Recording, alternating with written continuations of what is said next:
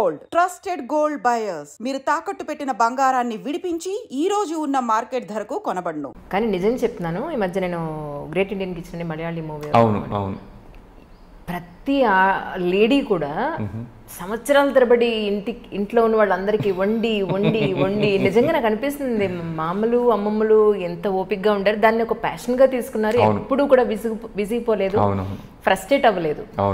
ఇప్పుడు ఏంటంటే మేబీ లేడీకి ఎక్కువ బాధ్యతలు అయిపోయి ఉద్యోగాలు అన్నీ అయిపోయి ఇంకా దీంతో ఎక్కువ ఫ్రస్ట్రేట్ అయిపోతున్నారేమో అనిపిస్తుంది కదా.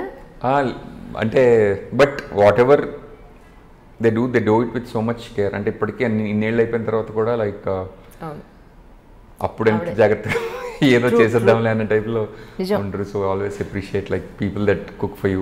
నిజం. ఈ మధ్య మీద చూసాను రాణా గారిది నెంబర్ 1 ఇయర్ ఇది. ఓకే, అంటే రీపోస్ట్ చేశారు మళ్ళీ రీసెంట్గా. అందులో జూనియర్ ఎన్టీఆర్ గారు మీరు అదే నాన్నకు ప్రేమతో సినిమాలో మీరు ఒక బాల్కనీ లాంటి ప్లేస్లో పడుకుని ఉంటే నిజంగానా? అవునా, నిజమేనా అది? Yeah, it's such a hard working actor. నేను కూడా సర్ప్రైజ్ అయ్యా యాక్చువల్లీ. ఒక చిన్న కార్డ్బోర్డ్ లాగా తలుపు పక్కన ఎక్కడో వేస్తుంటే నేను కళ్ళు తెరిచి చూసరికి నా పక్కన పడుకుని ఉన్నారు actually. And such a dedicated actor and అంటే లైక్ డిసిప్లిన్, అంటే హ్యాట్స్ ఆఫ్ అండి. And also is such a fighter. అంటే I don't think he'll ever give up. ఎంత కష్టం వచ్చినా ఐ థింక్ నాకు కనిపించిన ఇంటరాక్షన్లో he's there because he's such a determined person.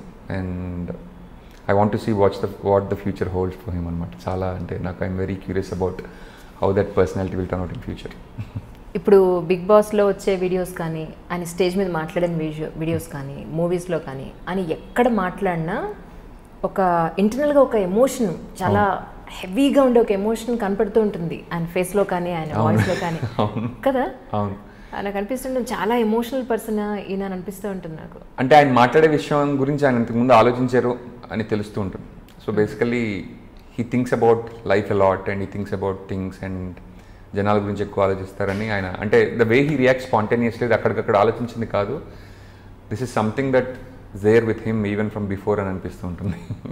Okay, ఇప్పుడు యాక్టర్ నుంచి అంటే యువర్ మల్టీ టాలెంటెడ్ పర్సనాలిటీ, నేను కాదని అంటలేదు, బట్ మీరు యాక్టర్గా ఎంటర్ అయ్యారు, ఇప్పుడు డైరెక్టర్ కూడా అయ్యారు, రైటర్ కూడా అయ్యారు.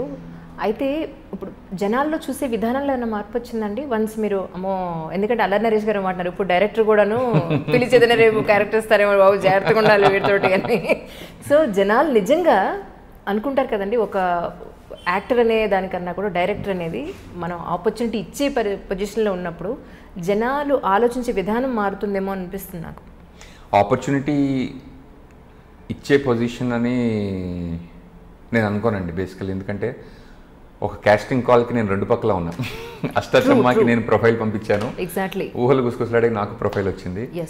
అష్టాచమ్మాకి అంటే బేసికల్లీ హైదరాబాద్ వస్తే ఎక్కడికి వెళ్ళాలో కూడా తెలియదు, to meet any film personality. ఆ టైంలో నాకు ఆఫర్ రావడం జరిగింది. అలాంటిది నేను స్క్రిప్ట్ రాసుకుని, అంటే నా డైలాగ్స్ దీనికి ఒక నటుడు కావాలని వెతికినప్పుడు ఒక నటుడు వచ్చి నేను రాసిన డైలాగ్స్కి actually he brought it to life. Shaurya that is always special to me. అంటే నా 3 సినిమాల్లోనూ హీఈస్ ద లీడ్ యాక్టర్ అనమాట. సెకండ్ సినిమాలో జో వచ్చితాన్లో రోహిత్తో కలిసి చేసాం. So I always feel special that you know whenever మనం రాసుకున్నాక ఈ నీడే నటుడు కదండి. అంటే మనం అన్ని కూర్చుని, నేను ఇప్పుడు ఈ రేడియో నాటిక్ లాగా అన్ని పాత్రలు నేనే చదువుతానని చెప్పలేము. So when ever an artist does a good job with your script, I feel really happy.